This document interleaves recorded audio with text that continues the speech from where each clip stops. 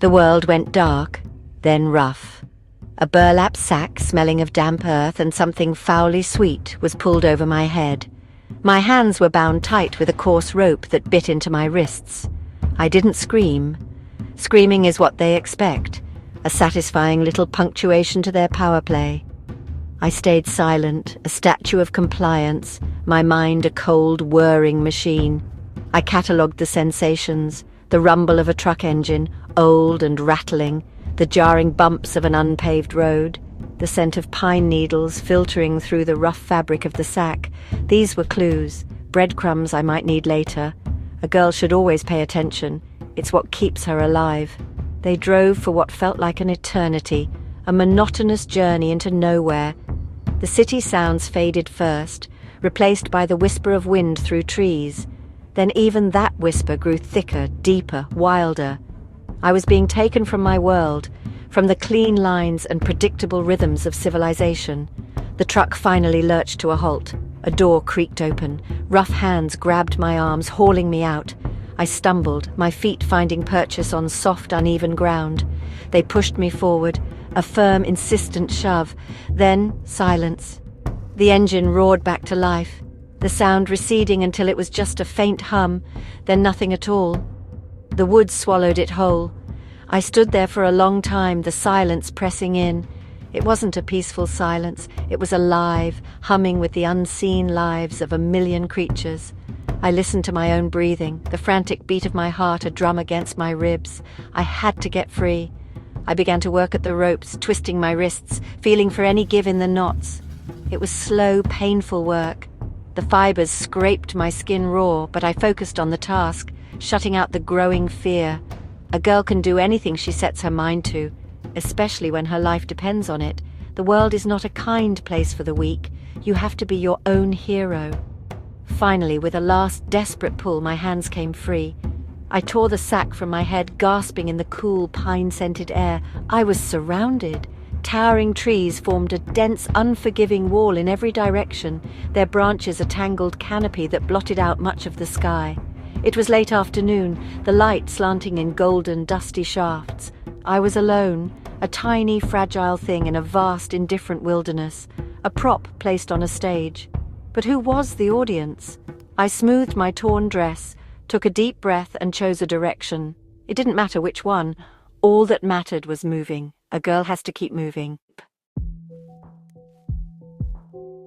I walked until my legs ached, until the setting sun painted the sky in bruised shades of purple and orange. Every snap of a twig, every rustle of leaves sent a jolt of alarm through me. The woods were a symphony of unnerving sounds. I imagined eyes watching me from the shadows, hungry and patient. Just when I thought I would have to spend the night exposed to whatever lurked in the dark, I saw it. A thin curl of smoke, a ghostly finger pointing toward the heavens. Smoke meant fire, fire meant people.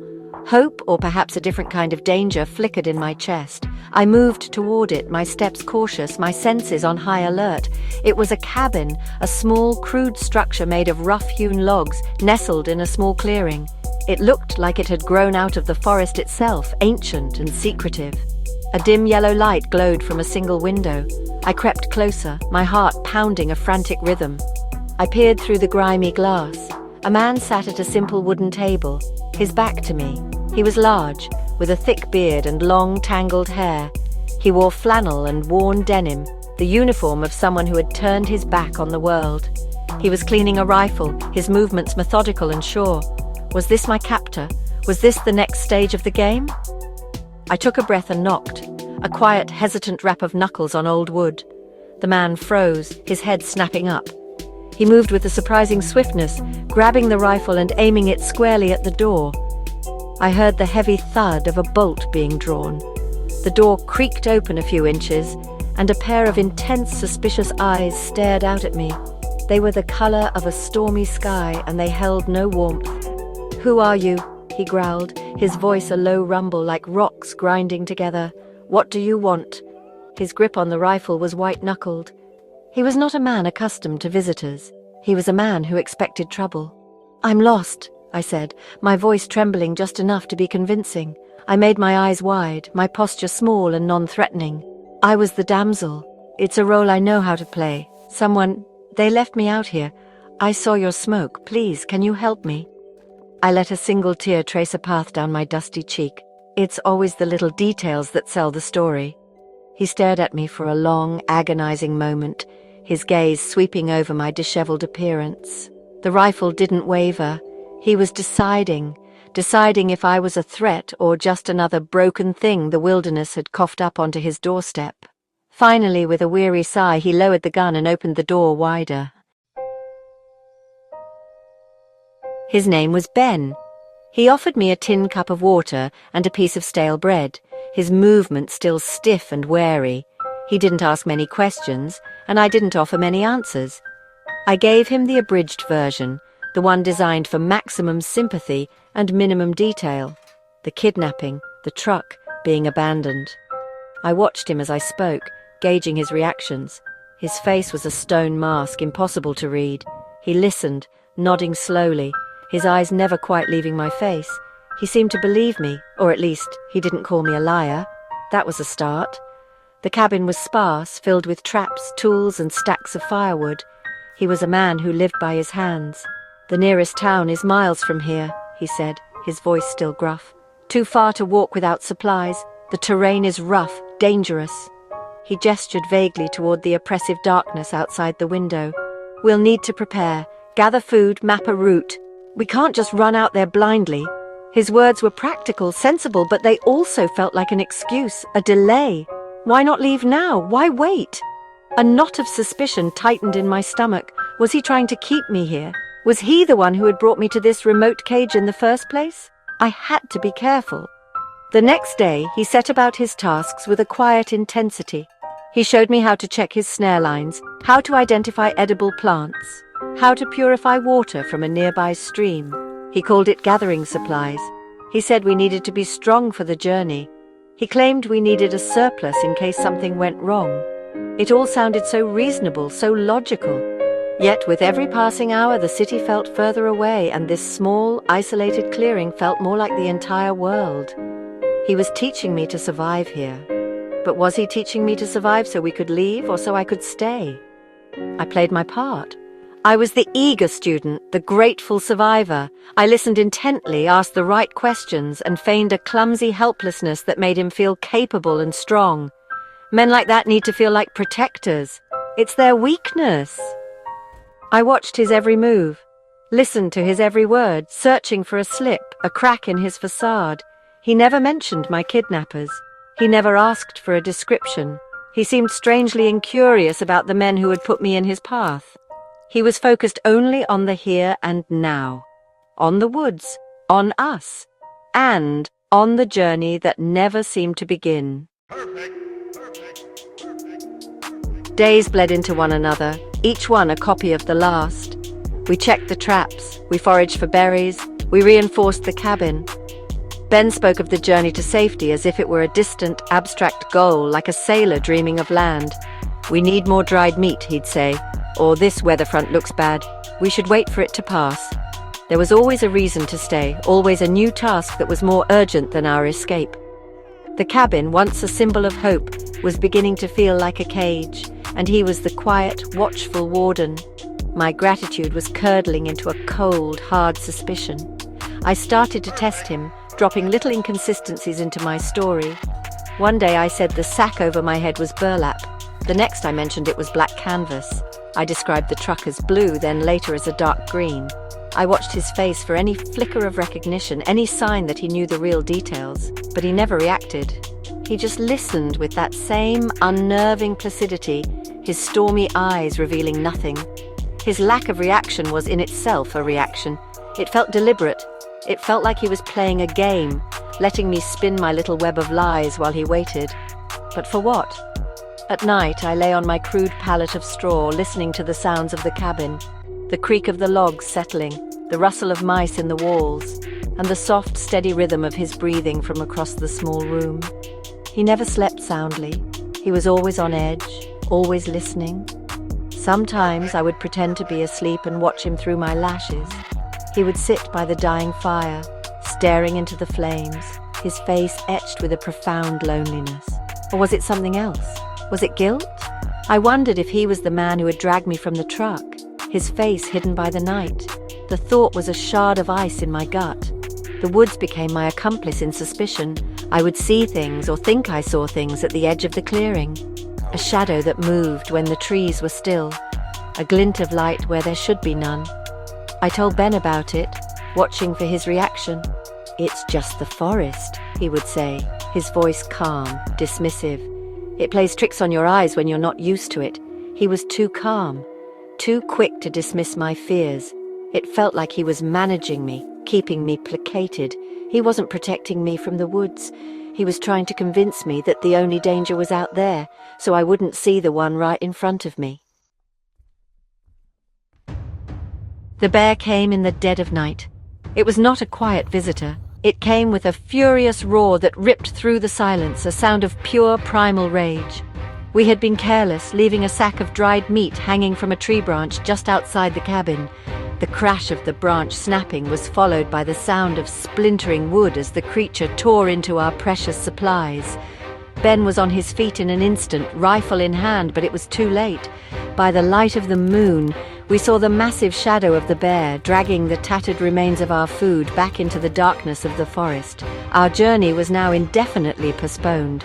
Ben was furious, not at the bear, but at me. "I told you to hang it higher," he hissed, his face a dark mask of anger in the moonlight. "I told you the scent would carry." His voice was laced with an accusation that went deeper than simple carelessness. It felt like he was accusing me of sabotage. His trust in me, already a fragile and tenuous thing, shattered completely. He looked at me as if I were an enemy, a saboteur sent to destroy his carefully constructed world. The loss of the food was a disaster, and in his eyes it was entirely my fault. He saw my presence as a curse. The next day, the silence between us was heavy and suffocating. We worked separately on opposite sides of the clearing, the space between us charged with unspoken blame.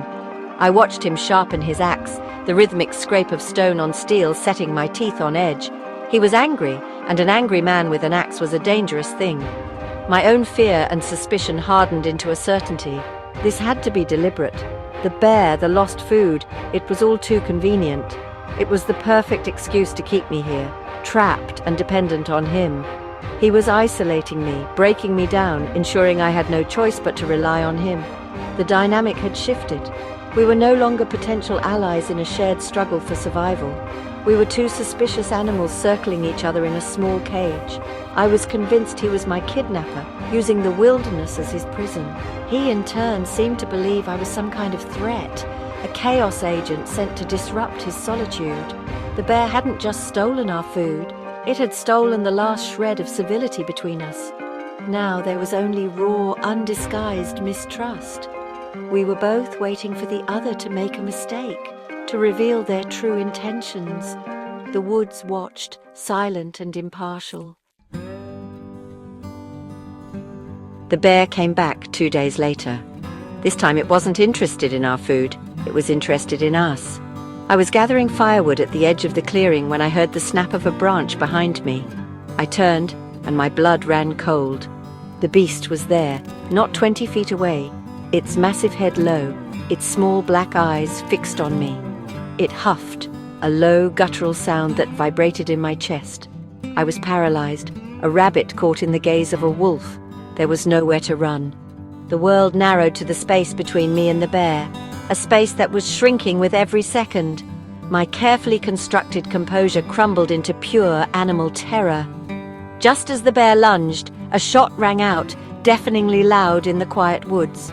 The bear roared, a sound of pain and fury, and staggered to the side. Ben was there, standing on the cabin porch, his rifle smoking. He fired again, and the great beast fell with a heavy, ground-shaking thud. Silence descended once more, broken only by my ragged gasps for air. He had saved me. The man I was convinced was my captor, my tormentor, had just saved my life. He ran to my side, his face pale with a fear that looked genuine. "Are you hurt?" he asked, his hands hovering over me, afraid to touch. That night we ate bear meat. We sat by the fire. The tension between us changed, but not gone. He had saved me, an undeniable fact that complicated everything. He had protected me, The act seemed to contradict the sinister role I had assigned him. We worked together to skin the animal and prepare the meat, our movements synchronized in a reluctant partnership. The shared danger, the visceral reality of the kill had forged a temporary, fragile truce. We were no longer circling enemies, but two survivors who had faced death together and won. For the first time, the cabin felt less like a prison and more like a sanctuary. We camped outside, roasting the meat over an open fire. The smell was rich and primal.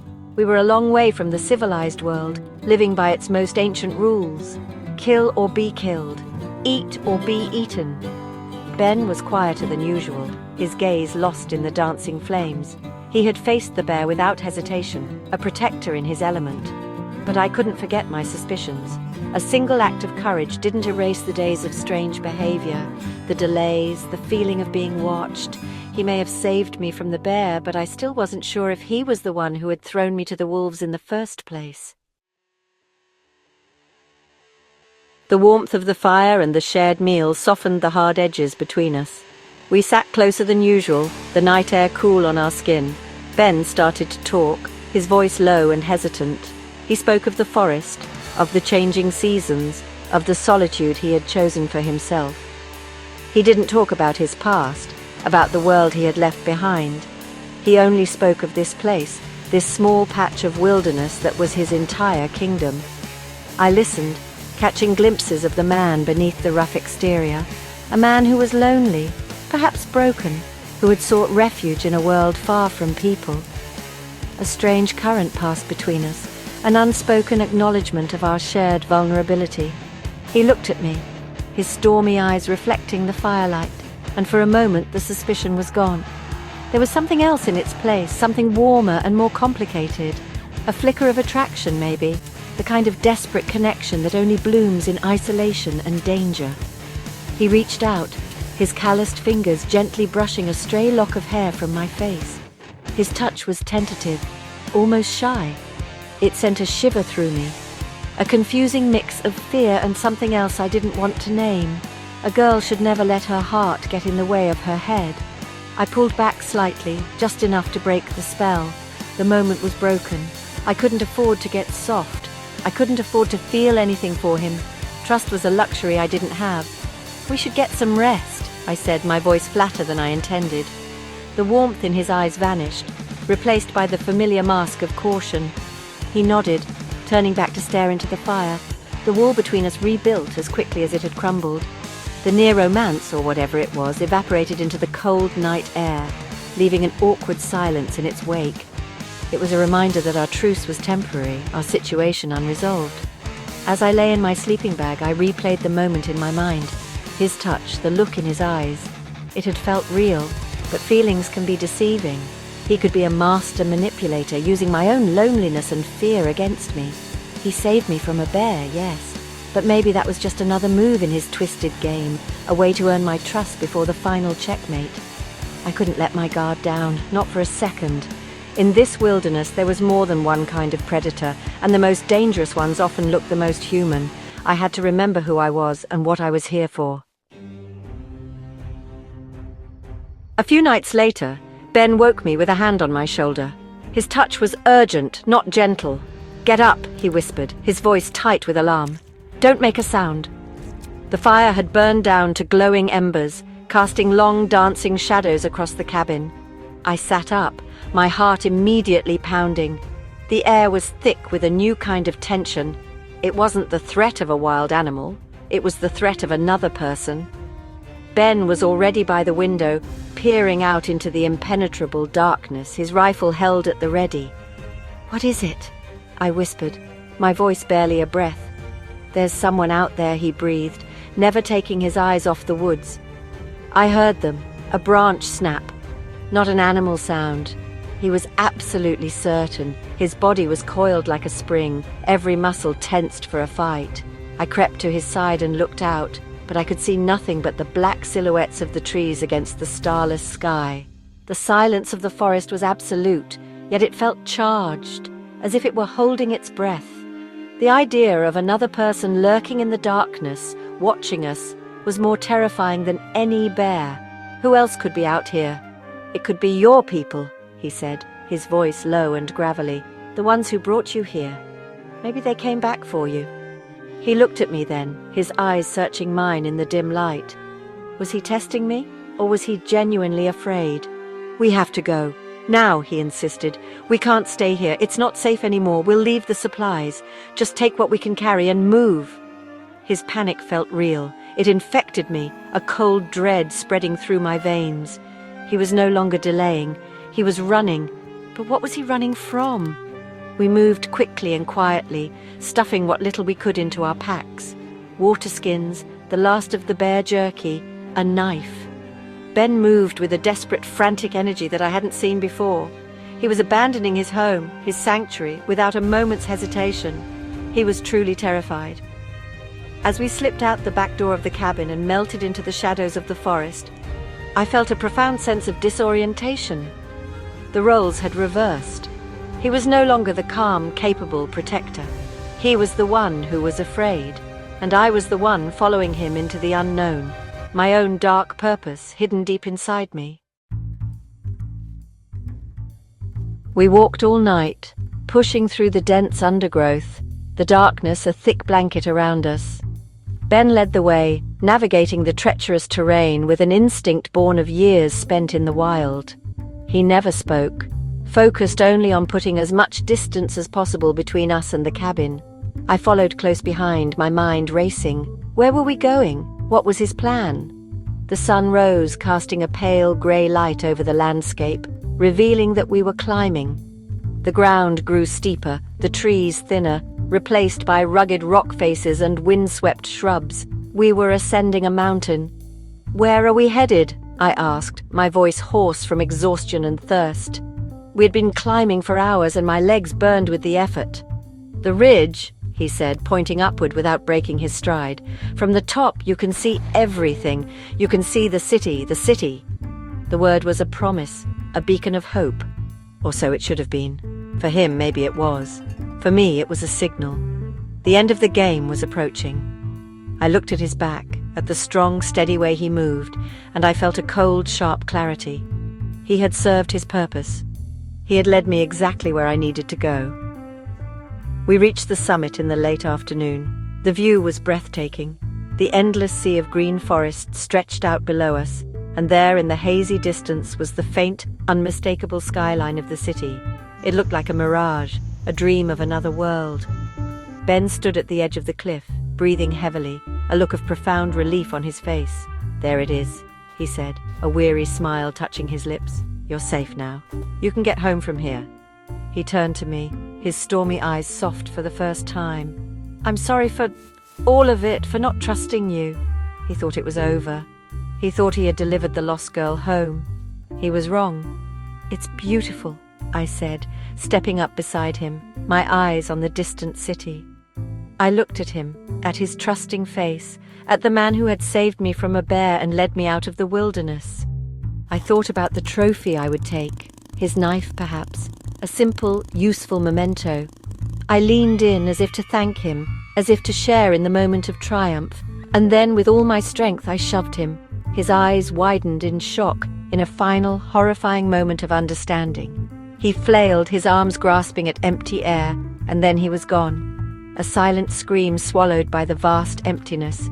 Below, on a service road at the base of the mountain, a familiar black truck was already waiting. My husband was so punctual. I smiled, took the knife from the sheath on the ground and began my descent. A girl always finishes what she starts.